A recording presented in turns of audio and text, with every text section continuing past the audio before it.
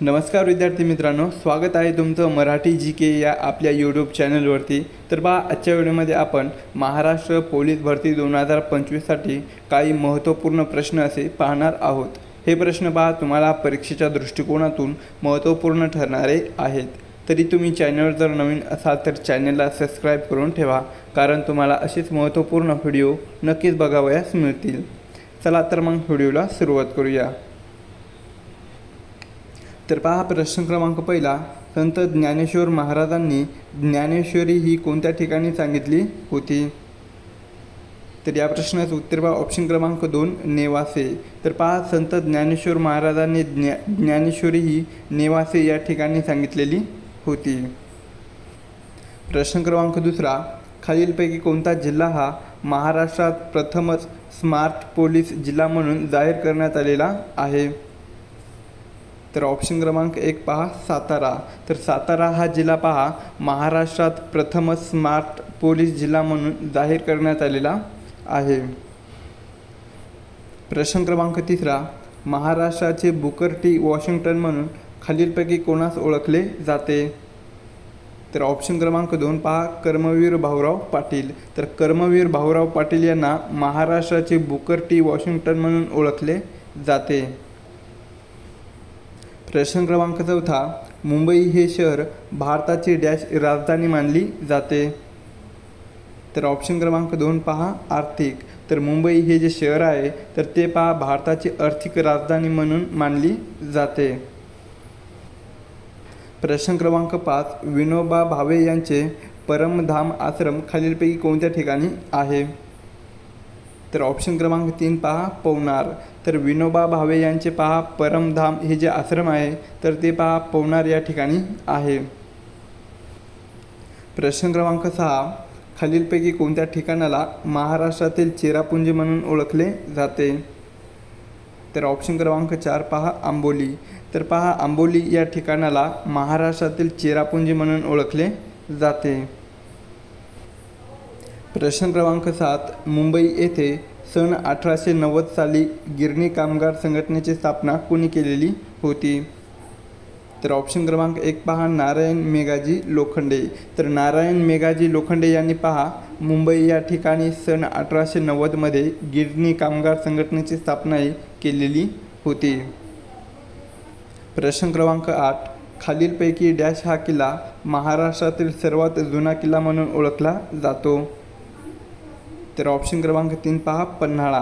तर पहा पन्हाळा हा जो किल्ला आहे तर तो पहा महाराष्ट्रातील सर्वात जुना किल्ला म्हणून ओळखला जातो।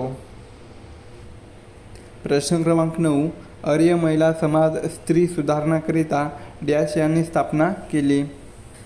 तर ऑप्शन क्रमांक 3 पहा पंडिता रमाबाई। तर पहा आर्य महिला समाज स्त्री सुधारणाकरिता पंडिता रमाबाई यांनी स्थापन केली। प्रश्न क्रमांक 10, महाराष्ट्र राज्य हातमाग महामंडळाद्वारे विपणन केले जाणारे हातमागाचे कापड आणि उपसाधनाच्या ब्रँडचे नाव काय आहे? तर ऑप्शन क्रमांक 2 पहा इंद्रायणी हँडलूम।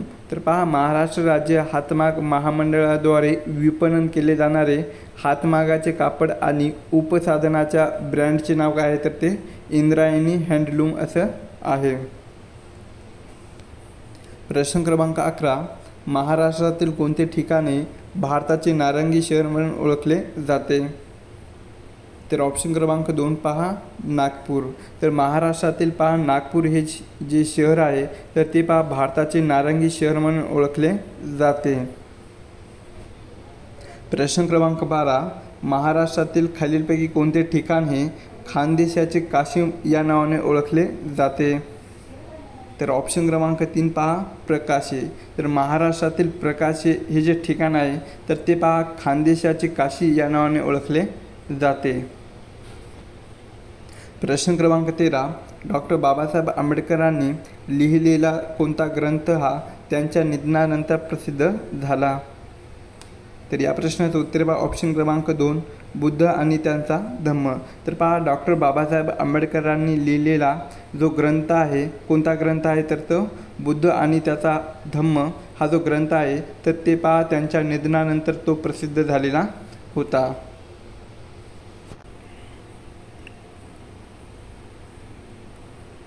प्रश्न क्रमांक 14. महाराष्ट्रातील खालीलपैकी कोणत्या एकाच ठिकाणी कानी औष्णिक विद्युत केंद्र, खत कारखाने आणि तेल शुद्धीकरण केंद्र आहे? तर या प्रश्नाचं उत्तर आहे ऑप्शन क्रमांक 3 तारापूर. तर पहा, महाराष्ट्रातील तारापूर या ठिकाणी कानी औष्णिक विद्युत केंद्र, खत कारखाने आणि तेल शुद्धीकरण केंद्र आहे. प्रश्न क्रमांक 15. रत्नागिरी जिल्ह्यात असणारा कोयना प्रकल्पाचाच एक भाग असलेले जलविद्युत केंद्र कोणत्या ठिकाणी आहे? तर या प्रश्नाचं उत्तर आहे ऑप्शन क्रमांक 1 पोफळी. तर पहा, रत्नागिरी जिल्ह्यात असणारा कोयना प्रकल्पाचा एक भाग असलेले जलविद्युत केंद्र कोणत्या ठिकाणी आहे? तर ते पोफळी या ठिकाणी आहे. प्रश्न क्रमांक 16. लोकहितवादी गोपाळ हरी देशमुख यांनी लिहिलेले श्वेतपत्रे खालीलपैकी कोणत्या मासिकातून प्रसिद्ध होत होती? तर या प्रश्नाचं उत्तर ऑप्शन क्रमांक 1 प्रभाकर. तर पहा, लोकहितवादी गोपाळ हरी देशमुख यांनी लिहिलेली श्वेतपत्रे ही प्रभाकर या मासिकातून ती प्रसिद्ध होत होती. प्रश्न क्रमांक 17. The film and television institute of India ही संस्था महाराष्ट्रातील कोणत्या शहरामध्ये स्थित आहे? तर या प्रश्नाचं उत्तर ऑप्शन क्रमांक 1 मुंबई. तर पहा, the film and television institute of India ही जी संस्था आहे तर ती पहा महाराष्ट्रातील मुंबई या शहरामध्ये स्थित आहे. प्रश्न क्रमांक 18. देशातील पहिले मातीचे धरण म्हणून गणले जाणारे गंगापूर धरण महाराष्ट्र राज्यातील कोणत्या जिल्ह्यामध्ये आहे? तर या प्रश्नाचं उत्तर ऑप्शन क्रमांक 1 नाशिक. तर पहा, देशातील पहिले मातीचे धरण म्हणून गणले जाणारे जे गंगापूर हे जे धरण आहे तर ते पहा महाराष्ट्रातील नाशिक या जिल्ह्यामध्ये आहे. प्रश्न क्रमांक 19. पंडित ईश्वरचंद्र विद्यासागर यांच्या विधवा विवाह ग्रंथाचा मराठी भाषेत अनुवाद कोणी केलेला होता? तर ऑप्शन क्रमांक 3 पहा विष्णुशास्त्री पंडित. तर पंडित ईश्वरचंद्र विद्यासागर यांच्या पहा विधवा विवाह ग्रंथाचा मराठी भाषेमध्ये अनुवाद हा विष्णुशास्त्री पंडित यांनी केलेला होता. प्रश्न क्रमांक 20. तगनम, जगनम, धगनम आणि संमिश्रम या संज्ञा कोणत्या भारतीय नृत्याशी निगडीत आहेत? तर या प्रश्नाचं उत्तर ऑप्शन क्रमांक 4 मोहिनी अट्टम. तर पहा, तगनम, जगनम, धगनम आणि संमिश्रम याच्या संज्ञा आहेत तर ते पहा मोहिनी अट्टम या भारतीय नृत्याशी निगडीत आहेत. प्रश्न क्रमांक 21. पुण्यात स्वतःच्या राहत्या घरी बालहत्या प्रतिबंध गृहाची स्थापना कोणी केलेली होती? तर ऑप्शन क्रमांक 3 पहा महात्मा ज्योतिबा फुले. तर महात्मा ज्योतिबा फुले यांनी पहा पुण्यामध्ये स्वतःच्या राहत्या घरी बालहत्या प्रतिबंध गृहाची स्थापना ही केलेली होती. प्रश्न क्रमांक 22. रत्नागिरी जिल्ह्याचे विभाजन होऊन नवीन जिल्हा सिंधुदुर्ग निर्माण कधी झाला? तर ऑप्शन क्रमांक 2 पहा 1 मे 1981. तर पहा, रत्नागिरी या जिल्ह्याचे विभाजन होऊन नवीन जिल्हा सिंधुदुर्ग हा जो नवीन जिल्हा तयार निर्माण झाला होता तर त्याची निर्मिती केव्हा झालेली आहे? तर ती 1 मे 1981 या दिवशी झालेली आहे. प्रश्न क्रमांक 23. गोपाळकृष्ण गोखले हे कोणत्या ठिकाणी झालेल्या काँग्रेस अधिवेशनाचे अध्यक्ष होते? तर या प्रश्नाचं उत्तर ऑप्शन क्रमांक 4 बनारस 1905. तर पहा, गोपाळकृष्ण गोखले हे बनारस या ठिकाणी झालेल्या सन 1905 मध्ये काँग्रेस अधिवेशनाचे ते अध्यक्ष होते.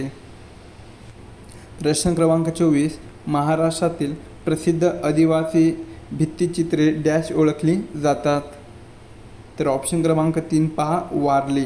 तर महाराष्ट्रातील प्रसिद्ध आदिवासी भित्तिचित्रे हे वारली ओळखली जातात. प्रश्न क्रमांक 25. महाराष्ट्रात डॅश या विभागामध्ये कडधान्याचे पीक मोठ्या प्रमाणामध्ये घेतले जाते?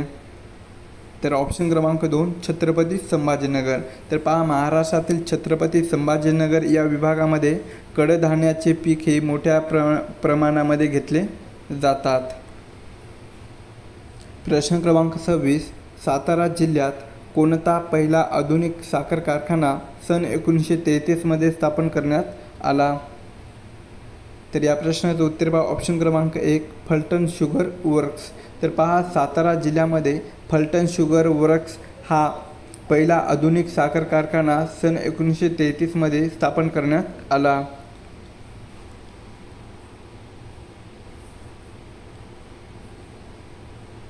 प्रश्न क्रमांक 27 उजनी धरण जलाशयाच्या परिसरात खालीलपैकी कोणते पक्षी मोठ्या प्रमाणामध्ये आढळतात? तर या प्रश्नाचं उत्तर पहा ऑप्शन क्रमांक 4 रोहित. तर पहा उजनी धरण जलाशयाच्या परिसरामध्ये रोहित या प्रकारचे पक्षी हे मोठ्या प्रमाणामध्ये आढळतात. प्रश्न क्रमांक 28 महाराष्ट्रातील एव्हरेस्ट म्हणून ओळखल्या जाणाऱ्या डॅश शिखर महाराष्ट्रातील सर्वोच्च शिखर आहे?